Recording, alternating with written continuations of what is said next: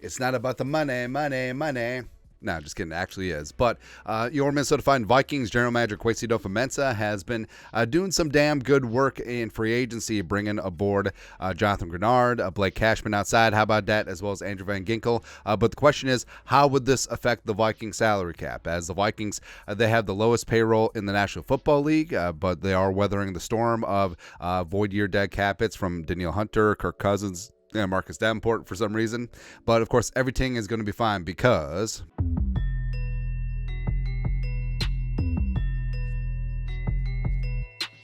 so we're still waiting on official numbers from the John Grenard deal, but looking at Van Ginkel and Cashman, Kwesi, and especially Rob Thug Life Brzezinski did the damn thing again. So Vikings, as of right, are looking at around $14 million in cap space, but of course the Vikings can clear up more if and when they extend Justin Jefferson, lowering his $19.743 million cap hit. Also, they could do some with Brian O'Neill. Harrison Smith could still be reworked again. Hockenson, blah, blah, blah. So the Vikings want to find cap space. They can find it, but I feel like pretty much the hay is in the barn at this point. I mean, yeah, they'll need a couple million for signing their draft picks, but with the top 51, there's going to be a lot of offsets, and the Vikings are already over that threshold. So, I mean, they already got 62 players on the roster. So, I mean, they could and should be good to go. Although, Xavier Howard and Dalton Reisner back one time.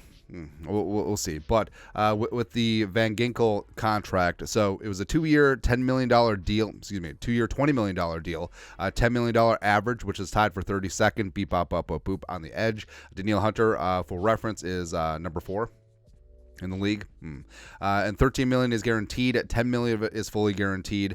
$3 million of his 2025 base is guaranteed on the third day of the new league year next year. Base salary is a $1.78 million in 2024. 2025 is $10.78 million.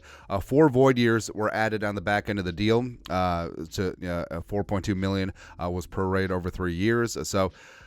I know a lot of people are going to be like, well, why are they kicking the can down the road again? I feel perfectly fine with it, mainly because the Vikings, they got to weather this year because of the dead void year cap hits. Basically, it's Kwesi and Brzezinski cleaning up the contracts from the Spielman regime, and they're looking at $100+ million in cap space in 2025. So they'll be fine. They certainly will be fine and good to go.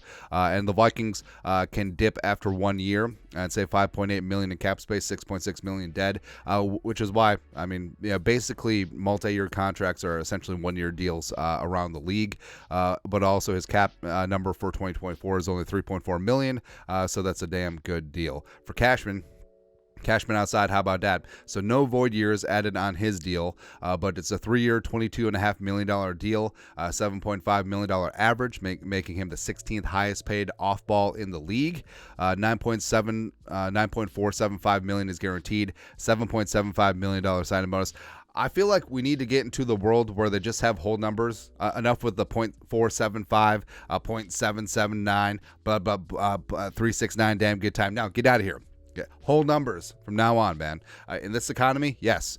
A $1.125 million base salary in 2024 with a $4.22 million cap hit. So Cashman and AVG combined only have a $7.62 million cap hit this season, which is pretty damn good. Can get out of the contract in 2025 with $2.9 million saved, $5.16 million dead. So you do have flexibility just in case Cashman doesn't live up to his deal, but I think that he will, and also I think that AVG certainly will as well. And like we said, the Vikings a little bit snug against the cap this year, despite having that low payroll because of the dead cap hits. But the Vikings are basically free and clear next year, and they got the space that they can extend Justin Jefferson and have it be front loaded. They can extend Christian Darrisaw and have it be front loaded. So the Vikings will be in good to go. And it's almost like this is the plan all along.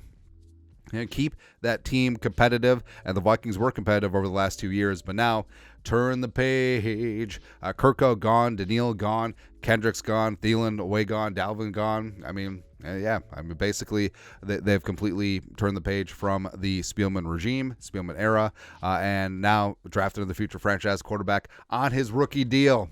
and then just be massive players of free agency next year. But your thoughts are thoughts. Full details of the Andrew Van Ginkel as well as the Blake Cashman outside. How about that contracts? Let us know your thoughts and our thoughts in the comment section below.